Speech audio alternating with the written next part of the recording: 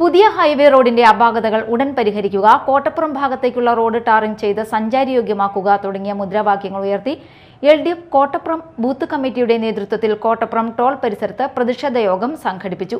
CPIM Kodungallur area committee അംഗം KS Kaisab പ്രതിഷേധ യോഗം ഉദ്ഘാടനം ചെയ്തു. രണ്ട് കമ്പനികളാണ് ഇവിടുത്തെ പണികൾ നടത്തിക്കൊണ്ടിരിക്കുന്നത്. ഒന്ന് ഓറിയന്റൽ കമ്പനിയും ഒന്ന് ശിവാലയ കമ്പനിയും. ഇപ്പോൾ ഇവിടെ നിൽക്കുന്ന സ്ഥലത്ത് കോട്ടപ്പുറം മുസ്ലിംസ് പൈതൃക പദ്ധതി, ഇന്ത്യയിലെ തന്നെ അറിയപ്പെടുന്ന ചർച്ചാണ് കോട്ടപ്പുറം ചർച്ച്.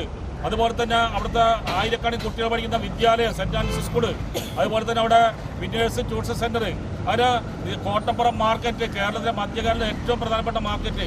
നിരവധിയായിട്ട് ആയിരക്കണക്കിന് ആളുകൾ സഞ്ചരിക്കുന്ന ഒരു വഴിയാണ് ഈ കോട്ടപ്പുറം ടോളിന്റെ പ്രദേശം. അവിടെ കൃത്യമായി പണി ചെയ്ത ആളുകൾക്ക് സഞ്ചാരയോഗ്യമാക്കാതെ ആ റോഡ് പൊളിച്ചിട്ടുകൊണ്ട് തൊട്ടപ്പുറം നിർമ്മാണ പ്രവർത്തനം നടത്തുകയാണ്. ഇത് ജനങ്ങളുടെ ആവശ്യമാണ്. തെരഞ്ഞെടുപ്പ് സമയത്ത് ഇവിടുത്തെ ഷൈബി ജോസഫ് ഉൾപ്പെടെ ആളുകൾ കൊടുത്ത വാക്കാണ്, റസാഖ് ഉൾപ്പെടെ ആളുകൾ കൊടുത്ത വാക്കാണ്, ഈ പ്രദേശത്തെ റോഡ് സഞ്ചാരയോഗ്യമാക്കണം. ഞങ്ങൾ നിരന്തരമായിട്ട് ആവശ്യപ്പെടുകയാണ്, ഈ റോഡ് സഞ്ചാരയോഗ്യമാക്കി ആളുകളെ അപകടത്തിൽ നിന്ന് രക്ഷിക്കണം. പക്ഷേ കമ്പനിക്കാർ തയ്യാറാവുന്നില്ല.